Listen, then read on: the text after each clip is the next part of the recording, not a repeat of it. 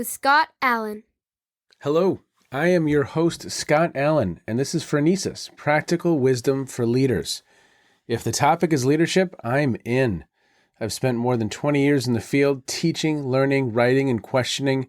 When I'm not working on Phronesis, I travel, delivering keynotes, working with individuals and teams, and helping people from organizations across industries become better leaders. Want to learn more? Visit me at scottjallen.net. Phronesis offers a smart, fast-paced discussion about all things leadership.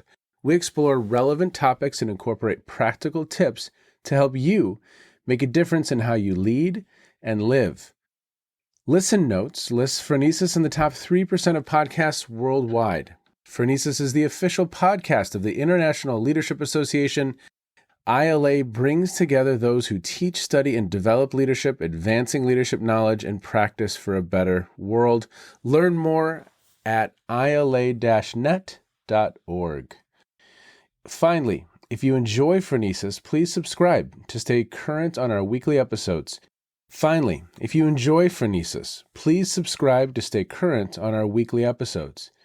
you find an episode that resonates, please share it with your colleagues and friends. And if you want more content, subscribe to my newsletter, The Leader's Edge. The link is in the show notes. As always, thanks for listening. And now, here's today's show. Okay, everybody, welcome to the Phronesis podcast. Thank you so much for checking in wherever you are in the world. As I've done recently a little bit, I'm recording from outside, so you might hear some birds. Who knows? Someone might start doing their lawn. We don't know what's going to happen in the next little bit of time today. What we do know is that we're going to have a fun conversation. And today I have Shaun Rozyn, and he has almost 2 decades of global experience developing enterprise leaders around the world. Shaun is currently a managing director at Duke Corporate Education, the corporate education arm of Duke University based in Durham, North Carolina. Duke CE has been consistently ranked number 1 in the world for delivering customized executive education. Shaun previously was a manager of custom programs at the University of Virginia Darden School of Business. Before that, he was the head of global executive development at the Saudi Arabian Basic Industries Corporation, overseeing the development of the top 1,000 executives, and executive director of the executive education at the Gordon Institute of Business Science in South Africa. Before this, Shaun worked in the management consulting, defense, and higher education sectors. Shaun is also on the board of the University Consortium, Unicon, a leading membership organization of business schools globally. He has a master's degree in economics. He has an MBA. He has attended executive education programs himself at Harvard and IMD in Switzerland. He is deeply committed to empowering leaders to drive positive change in organizations and society. Shaun, thank you so much for your time today. Maybe before we begin and jump into our formal conversation, what else should listeners know about you? What's something not in your bio that may pique their interest? Thanks, Scott, and thanks for having me today. What's not in my bio? Well, it's quite a mouthful. It takes a couple of minutes to get through those 2 decades. I guess, at the level of helping leaders and leaders in organizations, I'm myself a lifelong learner. So I've been very privileged to travel around the world. I've traveled to 45 countries. So what maybe isn't in that bio are the wonderful experiences about experiencing global culture, global food, history. That's really a true love and passion of mine. I love it. Well, you're in the right business then, the learning business. If you are a learner yourself, I love that you are modeling that and that you have a passion for that, because I was saying to you before we jumped on and started to record, I don't think we've had a conversation around this executive education space. One of the most transformational learning experiences I ever had was at Harvard at the Kennedy School. I attended Ron Heifetz's and Marty Linsky, The Art and Practice of Leadership Development. And literally that 10 days was just this immersive, transformational, incredible learning experience. Robert Keegan came in the middle of it. It was just this whole, just incredible ride. So in 2006, I understood the power of executive education and really what that can do for individuals. There were folks from the FBI, there were folks from healthcare, all different sectors, all different industries in a room, learning, engaging, and just a transformational, probably the most transformational learning experience I've had, kind of in a shorter form version. So I just have great respect for what you do and how you're helping these individuals. You know, you've got this really unique perspective of we're embedded in an academic institution, but we're interfacing with people doing the work. And how do we do that work? So I'm excited for the conversation today. Fantastic. I'm glad you had a great experience at the Harvard Kennedy School, a great program. And I had the privilege of engaging with Ron Heifetz's colleague and co-author, Marty Linsky, who we brought to South Africa. And what a great conversation. You touched on just a couple of kind of core themes to get us going. As an organization and any enterprise, so be it government or NGO sector, is looking at expanding its impact, delivering on its purpose. And to do that, it needs obviously great technology, capabilities, and the people to underpin that. So the world of executive education is sort of divided broadly in terms of, enterprise and transformative change, and then building strategic capabilities, and then developing people. Academic institutions or private institutions have basically sort of structured themselves in designing either customized sort of solutions, open solutions, so that's more sort of B2C, something that you attended, and then sort of skills programs underpinning that, and obviously most recently underpinned by, the digital and technological innovations to deliver that to the clients. And as I mentioned, I sit on the board of Unicon, and that's made up of the top 116 business schools around the world that primarily deliver customized and open solutions. So it's an extremely dynamic environment to be in.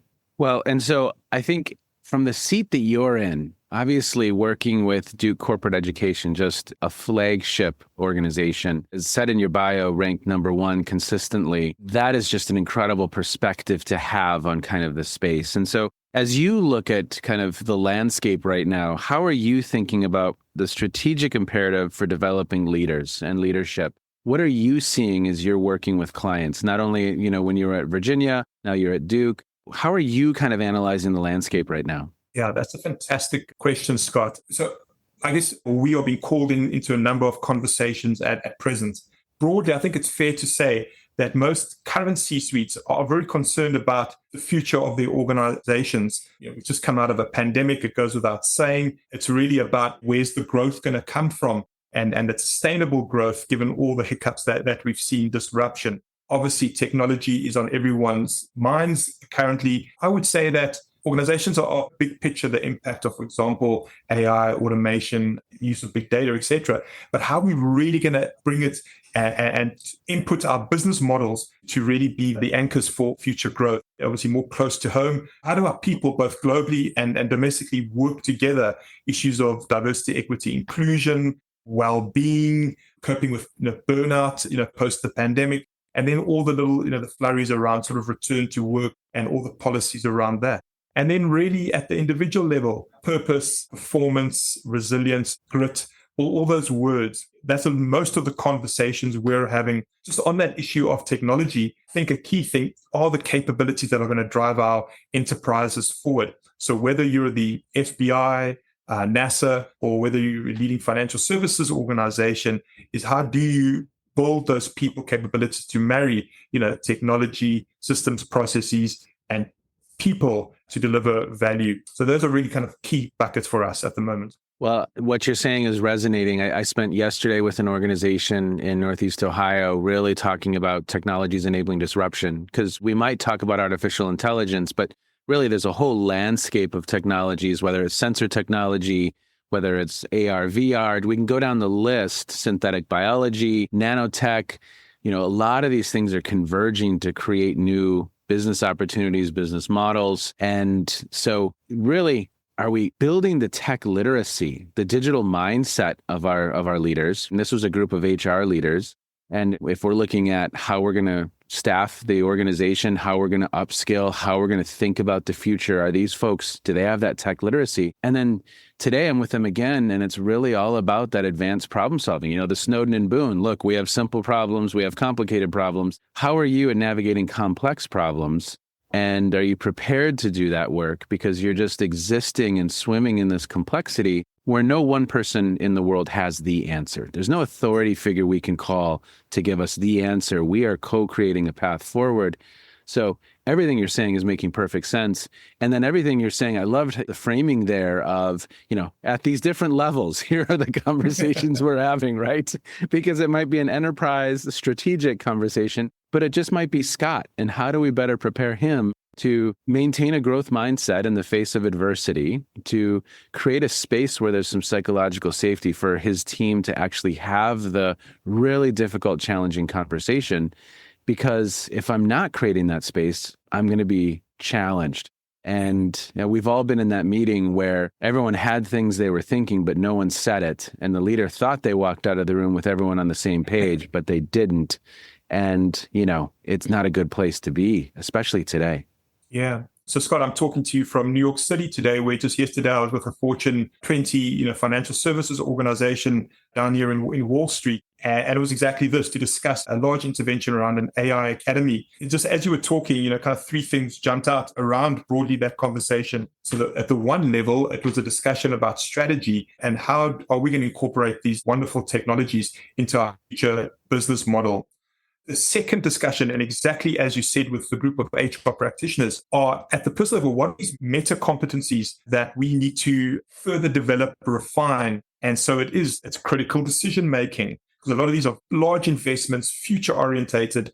And are we going to embark on this journey? And then the last piece of that is just kind of risk, is that with previous investments in technology infrastructure, the risks have been quite known, the trajectory 3, 4, 5 years out. If we're going to put, $500 million on the table, I would venture a greater level of certainty, where at the moment, I think it's just harder to understand how some of these big bets are going to provide returns. So what I've seen are sort of two main personas, some that are leaping into this, doing a lot of experimentation at the fringes and making strides. And frankly, there's some very large organizations that said, not now. They've shut ChatGPT for their current associates. And it's really just at the conversation level. And maybe in a year or two, they'll get there.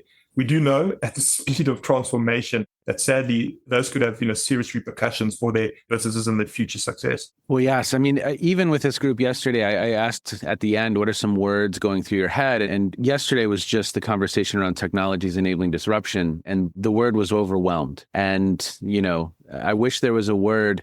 Maybe you know of a word in all of your travels across the globe, you've come across this word, but the word for the emotion of everything. It's worrisome, it's scary, it's awesome, it's incredible, it's everything. It's this emotion of everything. And at least how I tried to truncate it down a little bit, I brought it back down to just ground level. And I said, look, are you subscribing to newsletters? Maybe the MIT Technology Review, and they have a daily newsletter. And are you at least starting to learn and get up to speed and kind of get familiar with the space? Are you exploring the margins of what's hot in HR tech right now? Are you, again, exploring that space? And what's the HR tech industry best in practice conference that you could be attending, so you can at least begin to learn and better understand the space and better understand the capabilities? And then as you're bumping into some of these challenges, are you thinking, and do you have that digital mindset where you can say, well, how could a chatbot, if we happen to put our employee manual in a chatbot, well, then maybe we wouldn't get all of these questions all of the time. An employee could just ask the chatbot and, so how could technology help aid some of the pain points that we have, that digital mindset? But, all of that, and we have all these different levels, and we could take this conversation in so many different directions right now. I'm going to go really, really back to basics for a second. And, you have something that I kind of want to go down this path. But, at a base level, if we take, again, we could go into the stratosphere of strategy and how organizations, enterprise level, but we could also then go back down to the individual level. And ultimately, what we're trying to do in some ways is prepare individuals to do this work. And you have something that piqued my interest, which is this leadership philosophy. And in the latest version of Kouzes and Posner's Leadership Challenge, 7th edition, they state this little data point that suggests that leaders who have a leadership philosophy and communicate it frequently, 95% of their followers view them as an effective leader. So this leadership philosophy and the importance of knowing who you are, what you stand for, what you're trying to do as an individual and as a leader, and communicating that to your team, I kind of liken it. It makes, you're at Duke now, so Coach K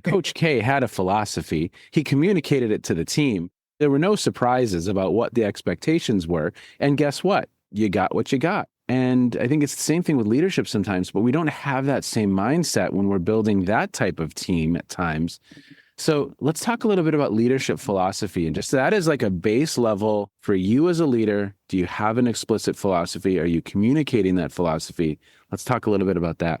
It's such a great topic, Scott. I was just on a design call. At UC, we've got this notion of a design logic.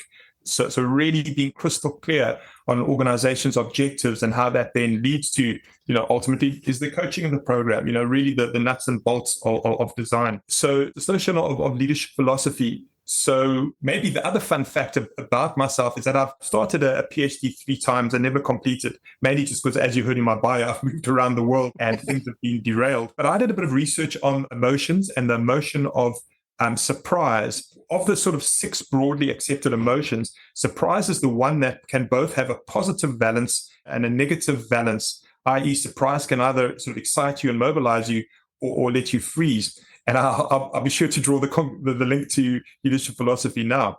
And I went down the rabbit hole of going through the literature. But what I kept on bumping against is that followers most often appreciate consistency, clarity, and understanding of direction that a leader gives. And specifically, if we look at leadership moments broadly, and this is maybe more retrospective, the leadership environment has generally been, so let's pick a number, sort of 4 out of 5 days. It's generally been stable. You set your strategy, and as an enterprise leader, you're leading the strategy.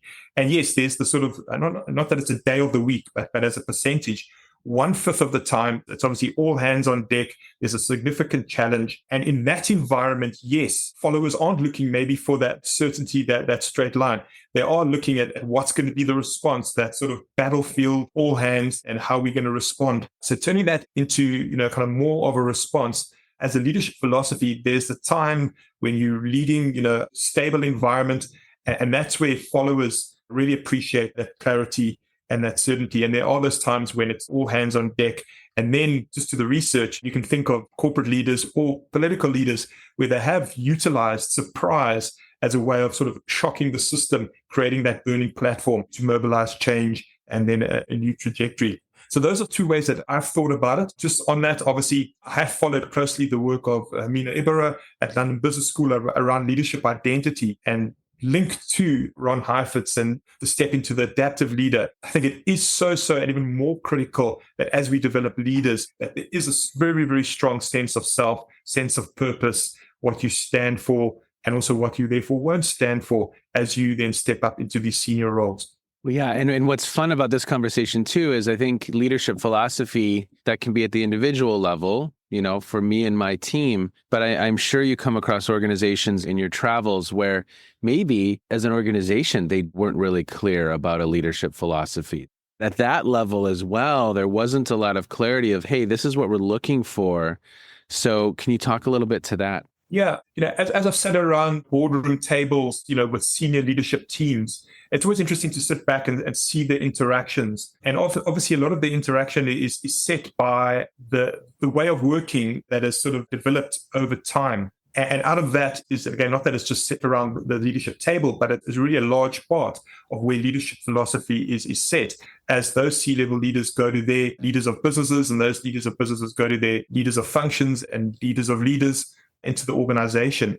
And what we do see is that definitely does permeate, and more in the environments that we're in that are extremely, extremely challenging, the philosophies that are really about nice and creating certainty and creating order, being more and more replaced by cultures of candid conversations, giving feedback, being really truthful and honest to reflect the importance and the challenge of the issues that we're dealing with.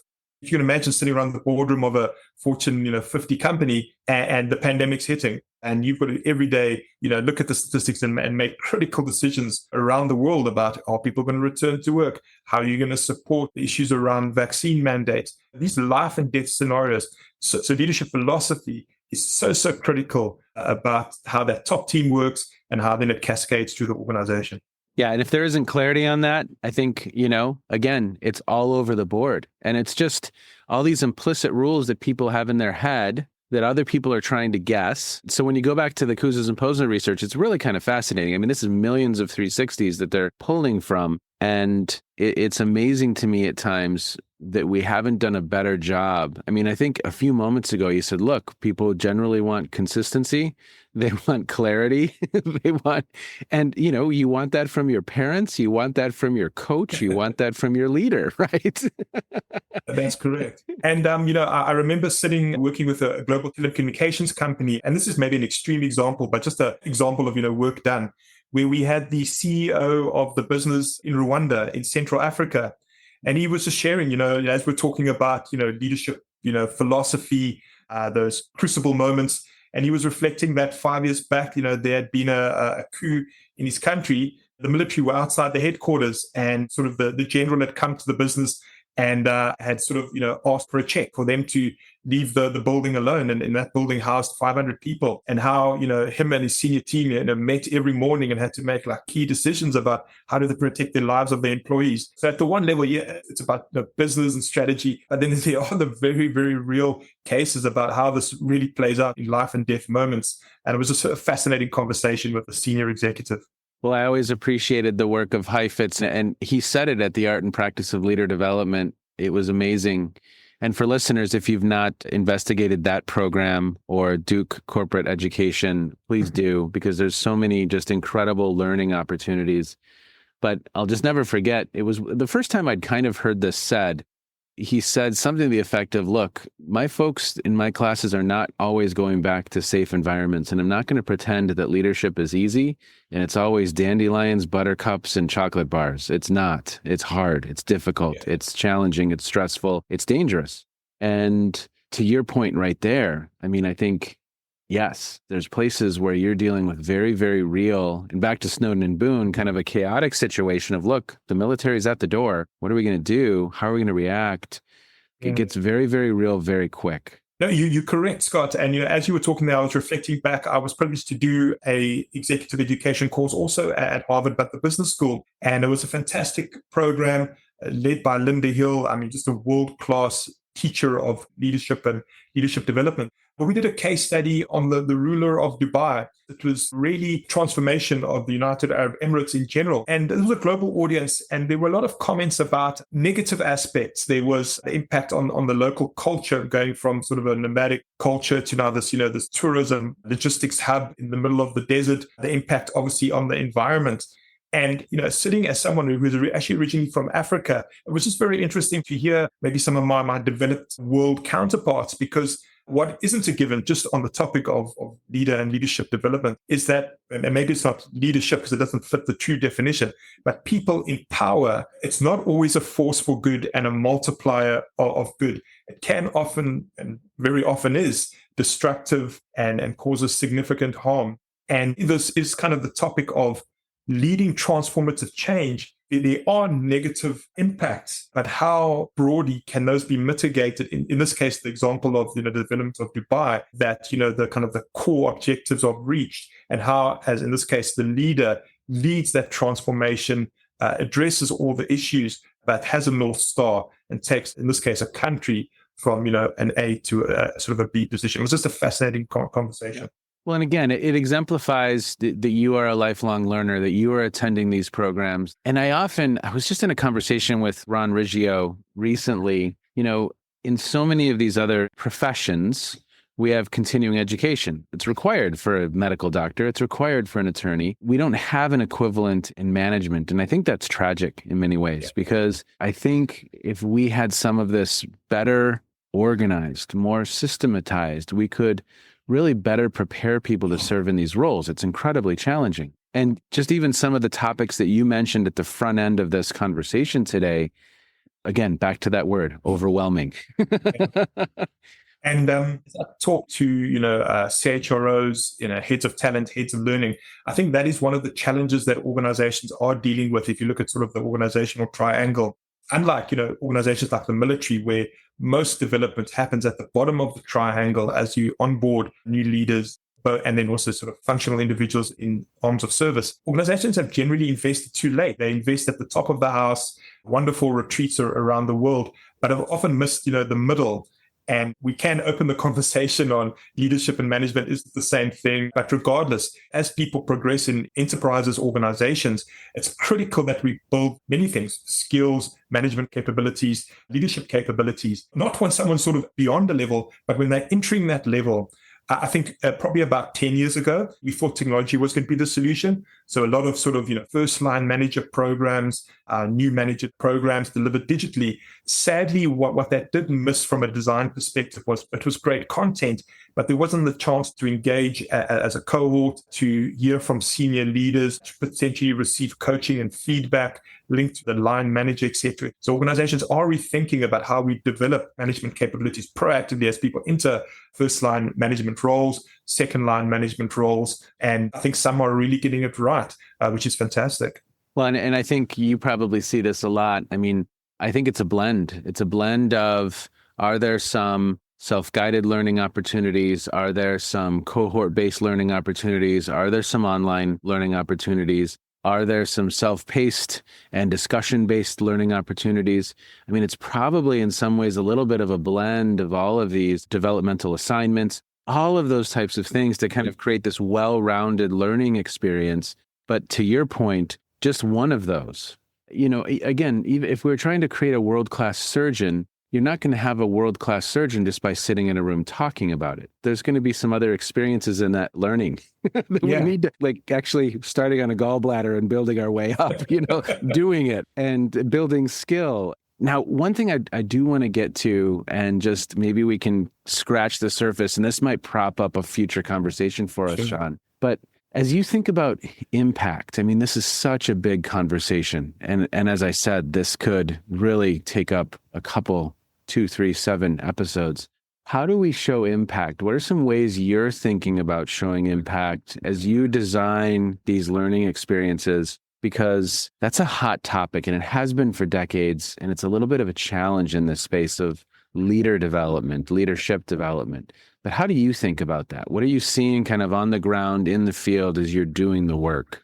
Yeah, so it's such a key question, Scott. Truth be told, there's still a lot of work that needs to be done in this space. Dare I say, ROI. I've worked across multiple business schools. I've been on the buy side, so seen proposals from, the world's top 10 business schools. All sort of have an impact slide, but it's really quite broad. In addition, some organizations or providers are putting that as a separate line item. So we'll do the program, and obviously it'll be a great, program. But if you want to do ROI, you've got to pay us extra, and maybe rightly so, because it does take more of a lift. I think broadly at the level of sort of capabilities and skills, practitioners will talk about the Kirkpatrick model, 4 levels of impact. Phillips came and he had a 5th level of impact. Those are really best for training when it's a discrete skill and you can kind of measure someone's skill before and after. As it relates to sort of management and leadership development, I did a fantastic course, again, being a lifelong learner at the Rice Doyer Institute, who are some of the best thought leaders on measurement of leadership development. And like, the scientific method, what we really need to do is have an isolated group and then a control group and look at the effect of what we've done. And that's really difficult because if you've got, 500 leaders, you can't really put some through this intervention and some through the others. So when it is that you can, and the Rice have done it, where, for example, they've had one cohort that maybe had a program but didn't have coaching, and had another program that did have coaching and they had permission to work with the organization. There you can look at variable manipulation and ultimately measuring impact. So if that's possible, then you can go down that avenue. If that's not possible and you've got sort of a cohort that you have to ultimately develop, things that I know that myself and other colleagues around the world are leaning into is at the leader development level. How can you use a relevant assessment to look at, what core behaviors specifically are you looking at developing? 360 feedback is specifically very good here. And then you just got to have, your coding right and make sure that you've got the same response group so that 10 people responding to Shaun, at point 1, and then 12 months later that you don't have cloudy data. So 360 assessments are one area that I think is useful. At the team level, team engagement scores, I know something that we've used in the past. Interesting. That is a viable area for impact measurement. And then as it sort of looks at people working together, I've been a huge proponent of action learning. And really there's a broad categories of action learning, but having teams working on a business project that's often mandated from senior leadership. It's difficult. There isn't a current solution. And then looking at the potential returns that that project can have often has a dollars and cents number that you can arrive at, that you can then compare to the investment in the overall engagement, and then look at return on investment. So those are a couple of buckets. I don't know if you want to probe into any of those, Scott. No, I think those are great. I mean, I appreciate, again, some of the different levels, and I appreciate some of the different approaches, because I think this continues to be such an interesting space. And as you mentioned, it's a challenge, because every business school, and you've worked at many of the best, what do? We develop leaders. Well, if we were, we'd be singing from the mountaintops and we'd be showing the data, and we haven't yet. I haven't seen those papers. I haven't seen that research. And that's one reason I have the podcast. And that's one reason I love this topic, because it's a beautiful puzzle. I think how we show movement, how we show results. And back to some of the technology conversations, I don't know, it's going to be really interesting, Shaun, when we have a VR, AR intervention where I can be immersed in a conversation, a difficult conversation, and maybe at some point I'm certified in working at a certain level of navigating a difficult conversation. And the AI and the technology can certify that I've, just like CPR or something, I've moved through the process. It's analyzed how I performed, how I behaved. So I think there's some really, if we go really far out, you get into like the holodeck in Star Trek. But I think that's fun, right? I mean, I think those interventions, there'll be some really cool opportunities for us to maybe do some innovative things. Yeah. I mean, it sounds like you're thinking about it correctly. I mean, I don't know of a lot of other interventions. The only other thing I can think of is at times I've done interventions where an individual worked on a project, they identified it in their space, they led the team, and in the end, they presented to senior leaders what they learned about their leadership and the impact they had on the organization, their project. It was something that was approved. They couldn't get in trouble if it didn't go well.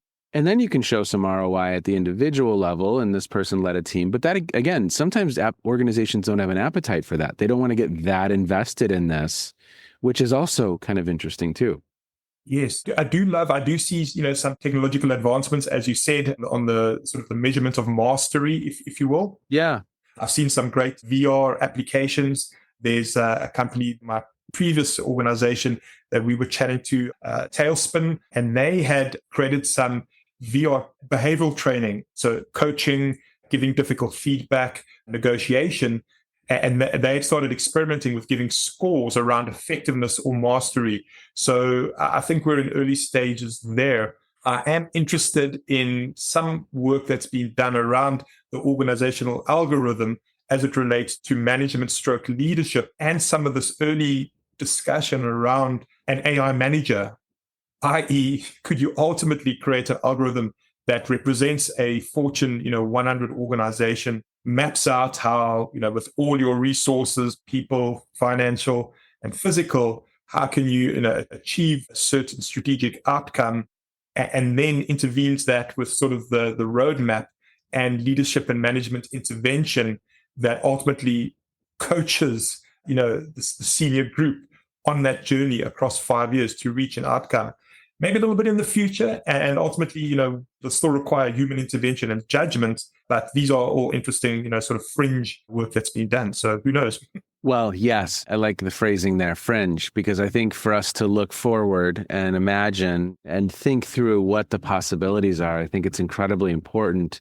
And again, that's part of that digital mindset of how we do this work more effectively. And what are the different tools that we can be using, whether it's sensor technology, Internet of Things, VR, AR, AI? How do we do that work? And ultimately, as I've said many times on the podcast, my passion is how do we better prepare people to do this work, because it's complex, it's difficult, it's challenging. And oftentimes we are not doing as much as we can to prepare people to take on some of these roles. So the fact that you're in the space, that you're thinking about it at multiple levels, that you're thinking about, okay, how do we show that we are moving the needle, and what are the options there, and what's potentially down the pike, and what's coming in the future? I love the conversation. It's a lot of fun, and I have great respect. No, it is. And again, reflecting on your point, and maybe it'll open up a whole conversation, is, so for example, people that are required to do this, in enterprises and organizations, how are they learning? How are they developing their craft? And this is why Phronesis, podcast is so fantastic. I think I told you during COVID, walking the dog, it would be my go-to podcast. And that's how I learned about what's happening in the world of the fantastic people you chat with. That I think is a key issue, is how that are people designing interventions, be it, organizational change, so organizational development, leadership and talent development, and then, designing the actual interventions. How are they learning? And then similarly, I think one of the reasons working at a business school why AI has been so interesting is that the research, logically, because research, takes 3 or 4 or 5 years to get a paper written, it hasn't kept up with the rate of technological change and the impact on business. So often you bring in a leading speaker to talk on an issue, but the science hasn't developed sufficiently that they can give research back insights on what will be the true impact of, AI chatbots, et cetera, because we're still kind of at the macro level as data sets are emerging. And then that's really fascinating. So how do we bridge that gap between what academia is able to tell us about these topics? How do academics sort of fit into that gap? And then how do sort of practitioners that, make that relevant to business executives, how do they fill in that gap? Well, and you are at, I think, this really cool intersection of there's an academic perspective, but there's an immediate need of these executives sitting in front of you. And how does that space and that gap get bridged? Because again, listeners have heard me say this a number of times. The academics are at 50,000 feet and no one understands what they're saying, and they have their own language and all of their work's behind a paywall. And then you have individuals out there, you look on LinkedIn and there's the meme that says something like leaders never follow, and it has 10,000 likes, and it's overly simplistic, not right, and giving the wrong message. And how do we hover at 20,000 feet where it's still actionable, applicable, and relevant, but based on a little bit more nuance, complexity, and critical thinking? Because again, how do we better prepare people? And we both have that passion. So true. And then that is all wrapped. And part of where I see some of the best, sort of OD talent leadership people having impact is just then going back to first principles around how do people learn? What are, ways that we can drive intrinsic motivation around being lifelong learners, making the time, making the trade-offs against, all the other things on the agenda. Again, as I mentioned, I was with a chief learning officer of a very large organization yesterday. And literally as we were talking, a senior executive walked past and said, "Thank you for that piece of content you sent out." So I just probed the individual on what was that. And she said, to reach our senior executives, really top of the house, so the top 25, 30 individuals, they are so time-starved and exhausted. So around some core themes, she, over the last 6 months, has really packaged, and she called it TikTok learning, but it was extremely effective to package some content insights with how do you then apply it and how this can be valuable to you in a video with a little, short crib note, and really in total 3 minutes of content, which just showed me that this individual had understood her audience, could have designed, a retreat, taken people, away, but had seen and understood that, again, to match in with our social media and how we consume content, that a video and a short application sheet followed by, a survey around was that valuable? And just that constant experimentation reached the objective. I think that's fantastic, and more of what we have to do as people like myself, people that are putting academic insights into action to truly impact our executives in significant enterprises. I love it. Well, you've said some words that just always resonate for me, whether that's design, how are we designing, experimentation, we're getting certain results. We know that we don't have the attention of these executives. So how do we, design these micro interventions that can at least help move the needle in a small way in 3 minutes? We're not going to watch probably a 20-minute TED Talk. Even a TED Talk seems long now. It's true. Can you believe it? We're down to 3 minutes, but I guess we're competing with all the social media pieces of content we're receiving. Well, Shaun, we will do this again, and this has been so much fun. But as we begin to wind down, I think my question for you is, what's caught your attention recently? What have you been listening to, streaming? What's caught your attention? And, it could have something to do with what we've discussed. It could have nothing to do with what we've just discussed. Yeah. But what's on your radar? What's on my radar, Scott, and maybe again, because I'm from the African continent, is just, kind of talent. And I've been kind of watching and reading things around leadership transitions. So I just reread Leadership Pipeline by Stephen Drotter. Sharon, and in the performance pipeline, just as it relates to performance. Love that book, and that's why I read it every sort of 3 years. Obviously, because I've changed roles. So I've read the first 90 days because that's been kind of interesting there. As it relates to kind of streaming, I've been watching these documentaries on sports heroes, country leaders, and again, just tracking their early journeys around things that impacted them, that set up what we spoke about, this leadership philosophy, and how it formed them as leaders. It's been, prominent, positive leaders. Again, even at the level of sport, I was watching the Netflix video on David Beckham. I thought that was very interesting because it really tracked him from early life to his great successes. I even looked at sort of Hitler again, his early life. That was really, really interesting. So these kind of leadership crucibles that sort of set the leadership philosophy for leaders has been very, very interesting.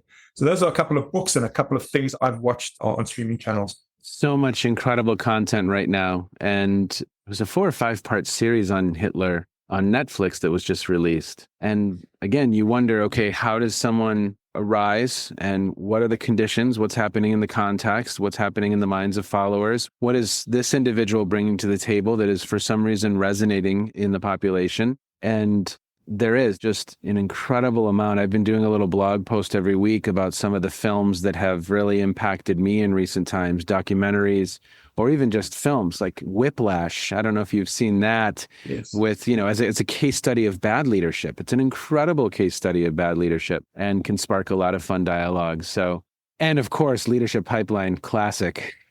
But for listeners, if you have not read that or seen that, it is an important one to have on your radar for sure. Shaun, I hope you have a wonderful rest of your summer. And you know what? I'm so thankful that we had this time. Thanks for the good work that you do. Thanks for the exploration that you're doing as we try and do this work better.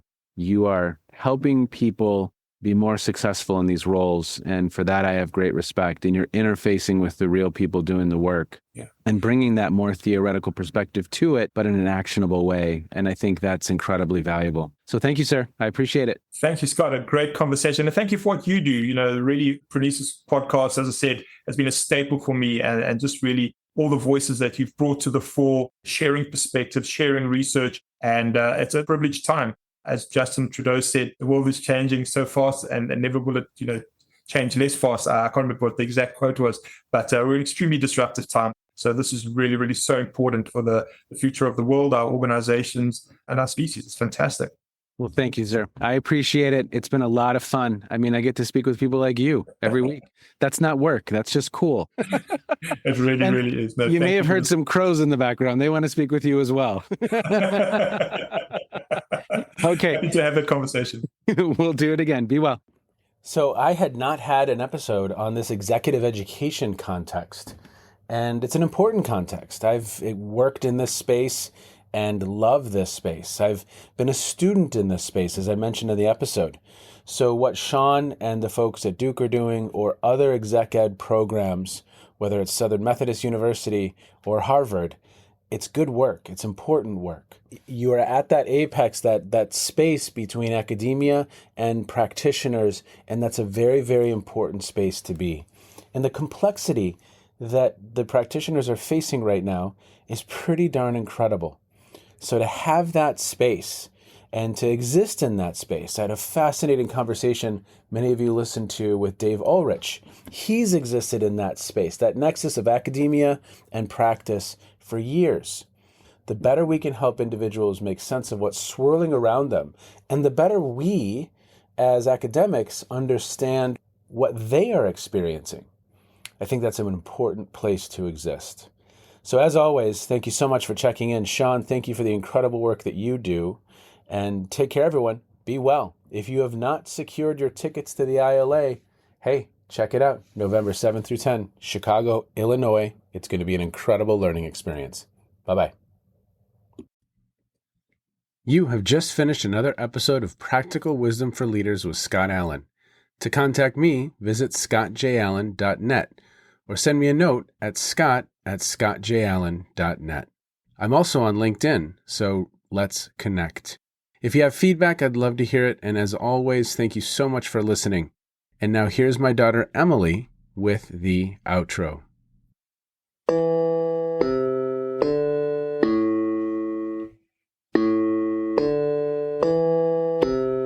You've been listening to Phronesis, Practical Wisdom with Scott Allen.